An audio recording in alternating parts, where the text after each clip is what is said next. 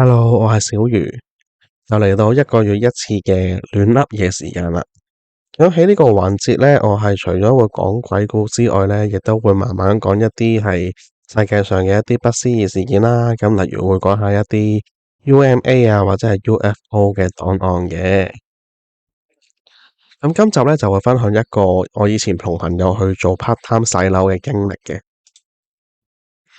咁所謂嘅洗樓呢，就係會派一 team 人呢去啲公共屋邨啦，或者係啲工廠大廈啦，咁就逐家逐戶呢就會去攝一啲宣傳單張俾佢哋嘅。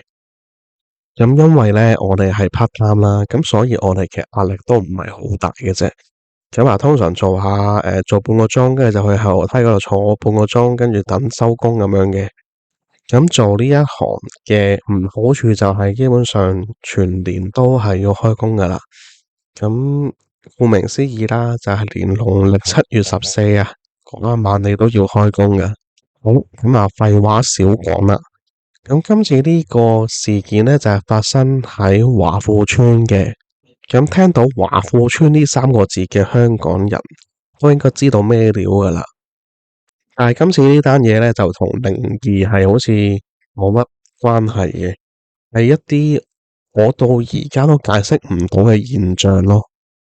咁話說咧，我個 partner 啦就同我做完一批之後咧，咁跟住就坐喺個後樓梯嗰度喺度 hea 啦。咁咧華富村嘅後樓梯咧其實都幾好坐嘅。咁咧因為佢嗰個比較開揚啦。咁其實咧係見到一個無敵大海景嘅，咁我就係喺呢個無極大海景嗰度咧睇到啲好，即係到而家我都係解釋唔到嘅嘢咯。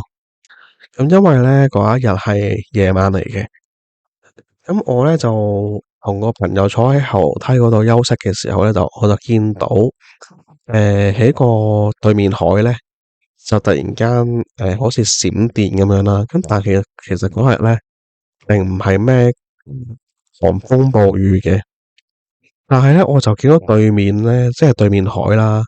我諗嗰度應該係我即係其實我自己嘅地理唔係好認得出啦。我諗係九龍區，咁大概咧喺7點零鐘度啦嗰個時間，我就見到咧個天空上面咧就一直喺度閃電喎。但係咧嗰種閃咧就唔係平時我哋見到嘅嗰種即係嗰隻電咧就唔係平時見到嗰種藍色啊、紫色咁樣，而係一種黃色嘅電嚟嘅喎。咁呢個情況係我同我個 partner 都有見到啦。咁我哋兩個咧就企咗喺個欄杆後邊咧，就望住對面嗰啲天文異象咧，我叫做。咁我個 partner 就話：咦，今晚好似係冇雷暴警告嘅喎。因為我話：咁你唔覺得好奇怪嘅咩？成個天空咧，淨係得嗰一撇咧係有金色嘅閃電嘅啫喎。咁我係好記得咧，第二日咧睇報紙咧係冇報道過呢單嘢嘅。咁但係我有聽講過咧，雲海先生係有提過呢單嘢嘅。佢好似都係話有見到係我唔知係咪嗰邊係九龍區啊。其實我真係唔係好肯定。但係咧就係話佢都見到係有個天空係金閃閃咁樣啦。咁我唔知道而家聽緊嘅聽眾咧，有冇印象咯？就係大概喺2011年嘅7至8月期間啦。咁其中有一晚咧，就係突然間個天空上面係有誒金色嘅閃電雲，總之好大片咁樣覆蓋咗成個港島，或者係叫九龍區啦，覆蓋咗成個九龍區嘅。咁呢件事就係我喺華富村經歷嘅一件到而家都未解釋得到嘅事件啦。咁跟住落嚟咧，我就會補充一啲係華富村嘅資料或者係佢嘅鬼故事。咁就另一啲係香港以外嘅聽眾都知道呢條村係發生過啲乜嘢事咁樣嘅。咁華富村嘅前身咧就係一個叫做雞籠灣墳場嘅地方啦。咁除咗佢係一個以前香港比較大嘅墳場之外咧，亦都喺日佔時期咧有傳係成為咗一個亂葬崗嘅。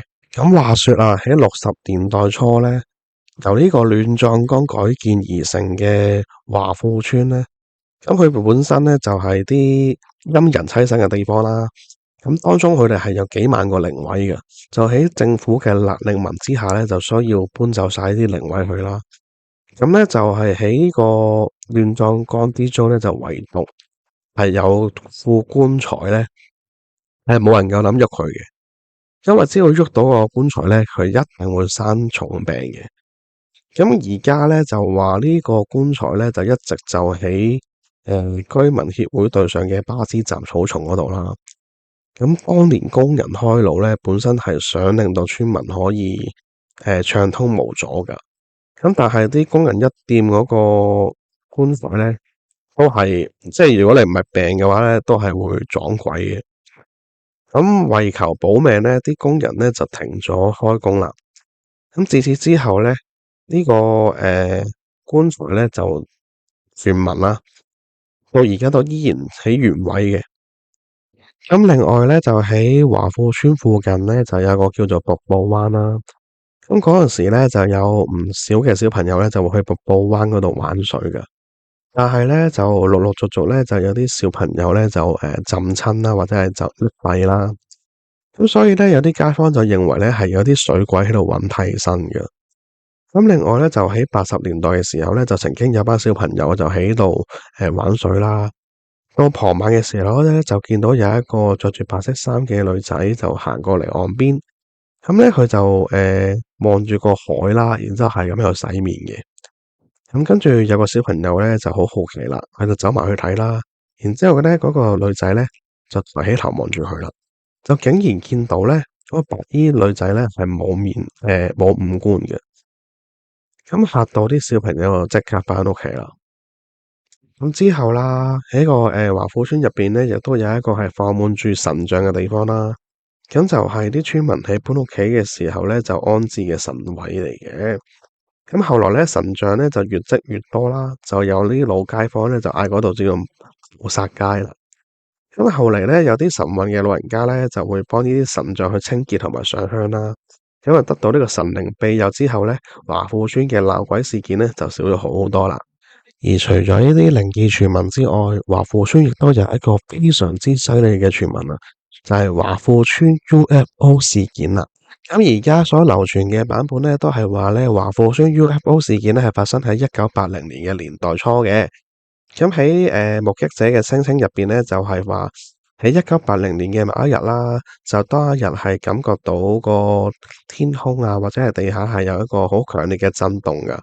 咁當佢行出個屋企門口嘅時候咧，就見到喺華富村嘅華泰樓上面咧，就有一架多角形嘅巨大黑色物體咧，就停咗喺度唔喐。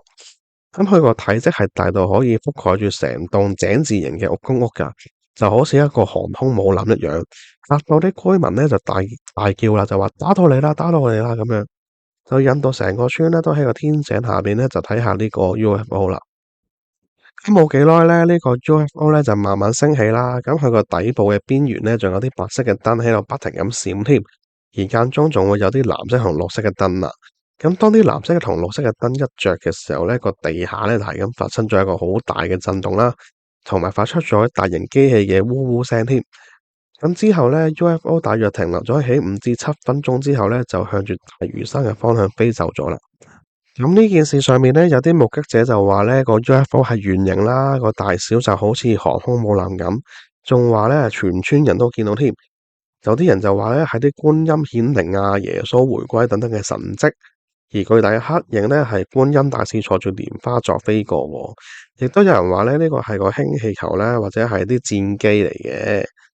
咁不過咧，有啲居民都係話啦，呢個傳說咧都係啲以訛傳訛嘅，即係聽嘅人就多啦，見嘅人就真係好少。咁比較可惜嘅係咧，就直到而家啦，都冇人可以解答到1980年華富村嘅 UFO 事件係真定假嘅。咁如果有住喺華富村嘅聽眾啦，咁啊不妨留言可以講下你哋有冇發生過啲靈異經歷啊咁樣嘅，又或者可以喺我嘅 email 嗰度可以講俾我聽你嘅靈異經歷啦，咁我可以代你去出嚟嘅。咁今集嘅分享就嚟到呢度啦，我哋下次見，記得幫我 CLS 喎，拜拜。